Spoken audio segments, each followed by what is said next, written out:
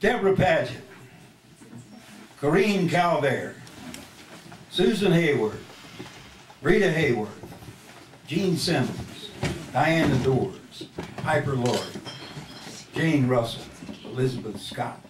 There were dozens more, others not stars but starlets, fourth or fifth magnitude, hardly visible to my naked eye.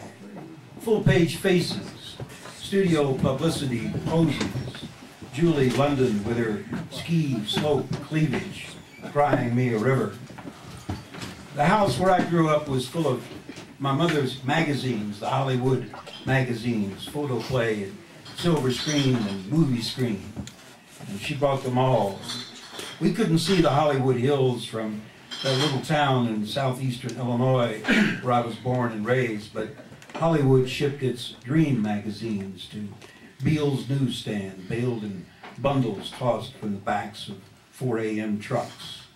News of the celluloid people, photos of moving picture, beautiful citizens of the theater. Nobody like that in my hometown. One day I borrowed one of Dad's single-edge razor blades and carefully cut out the photos month after Mom had read them.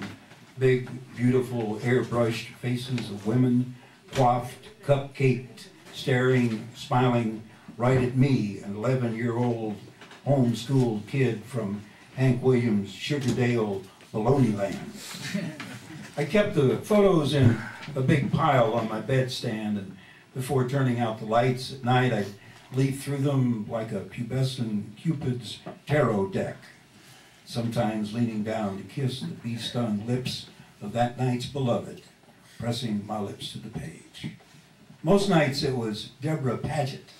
I'd seen her play on an Egyptian slave in some dumb biblical movie at the Arcadia Theater downtown with her bare midriff, her heaving bosoms and lowered lashes. And then one hot night, I wrote down in the right corner of a photo, to Maj, love forever.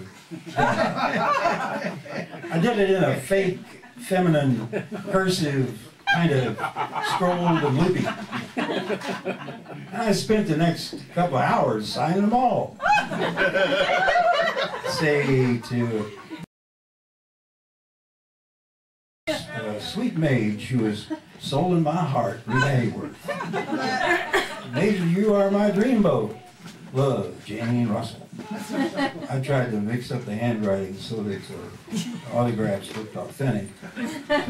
Then the next afternoon, I began thumbtacking all of those beautiful faces with their inscribed pledges of undying love to the fiberboard walls of my small room. Row after row, maybe 10 photos across. I covered one wall completely, then another, then a third, then a fourth, maybe 100 photos, edge to edge. And then I lay back on my bed, my small knucklehead on the pumped up pillow. And all those beautiful women from Planet Hollywood held me steadfastly in their attention, untroubled by my skinny shyness, my tongue-tied dreaming. I was a pee-wee astronomer and they were the stars. The following spring, we moved again. My dad followed the work where he could find it. And I took down the photos carefully. I saved them all in a big manila envelope. My bevy of beauties, Maj's harem of ever-smiling loves. I never saw them again. Maybe they're still in an attic somewhere. Maybe Mom or Dad backed them off to the burn barrel to free me from that too early thrall. They might have figured that I was too young to give my heart away to Hollywood and its tinsel town princesses. Maybe they worried that I'd not get my heart back, and maybe I didn't. Maybe the heart is given away only once, and even when you do it, you don't know that's it.